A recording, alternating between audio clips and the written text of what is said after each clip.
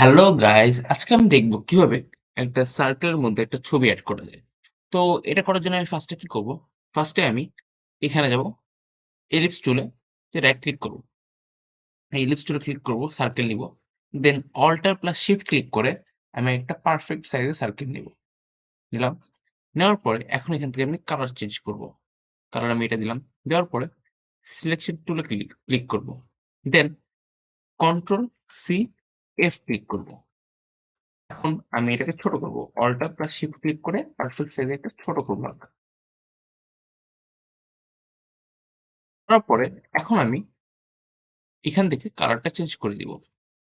এখন আমি Google থেকে যেকোনো একটা ছবি ইমেজ নিয়ে আসবো। ধরুন আমি এটা নিলাম। সেটা নিয়ে কপি করলাম, কপি ইমেজ। দেন আমি এখানে যাব। যাওয়ার পরে কন্ট্রোল প্লাস ভি দিয়ে পেস্ট করে দিব।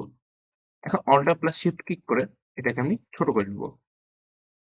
তারপরে সাইডে রাখবো। সাইডে রাখার পরে এই যে গোল যেটা আছে মাঝখানে, এটা ক্লিক করে রাইট ক্লিক করে দেন অ্যারেঞ্জ থেকে ব্রিং টু ফন্ট আনবো। দেন এটার পরে এখানে নিয়ে যাব।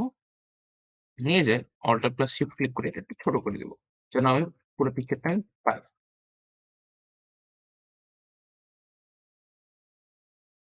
ঠিক আছে।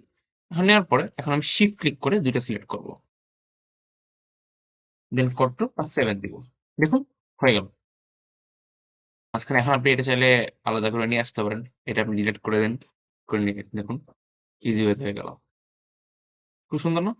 যদি ভিডিওটি ভালো লেগে থাকে অবশ্যই আমার ভিডিওতে লাইক দিবেন এবং এরকম Adobe Illustrator আরো ভিন্ন বেসিক টিউটোরিয়াল পেতে আমার চ্যানেলটি সাবস্ক্রাইব করবেন। Thanks for watching.